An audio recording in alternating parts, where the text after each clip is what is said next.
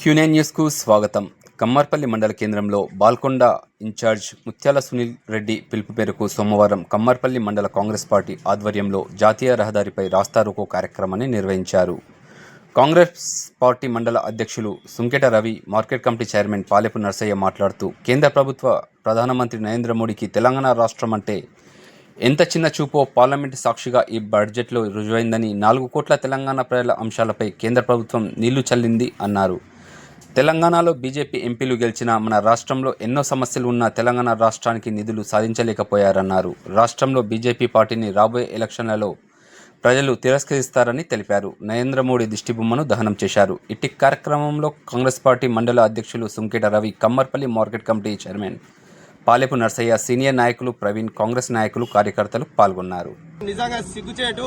వాళ్ళు పదవిలో ఉండడం కన్నా వాళ్ళ పదవులకు రాజీనామా చేయాలని చెప్పి కాంగ్రెస్ పార్టీ డిమాండ్ చేస్తున్నది.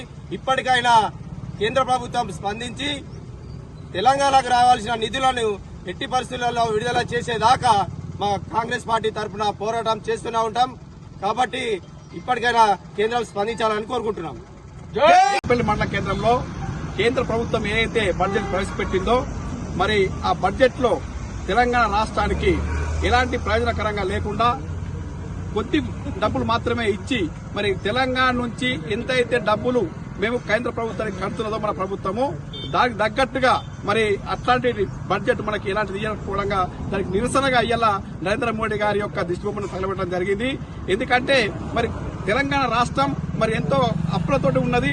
మరి అప్పులకు అభివృద్ధి కావాలి, అప్పులు తీరాలంటే మరి కేంద్ర ప్రభుత్వం అంటే మేము ఇచ్చే ఏదైతే టెక్స్లు కడుతున్నామో టెక్స్ల రూపకంగా కేంద్ర ప్రభుత్వానికి మన తెలంగాణ రాష్ట్రం నుంచి ఎన్నో వేల కోట్ల డబ్బులను మనం చెల్లిస్తా ఉన్నాం.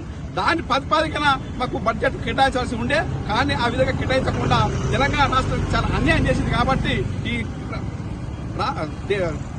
కేంద్ర ప్రభుత్వానికి నిరసనగా ఈ రోజు మేము మండల కేంద్రంలో నిరసన జరిపింది. జై కాంగ్రెస్, జై కాంగ్రెస్, జై కాంగ్రెస్.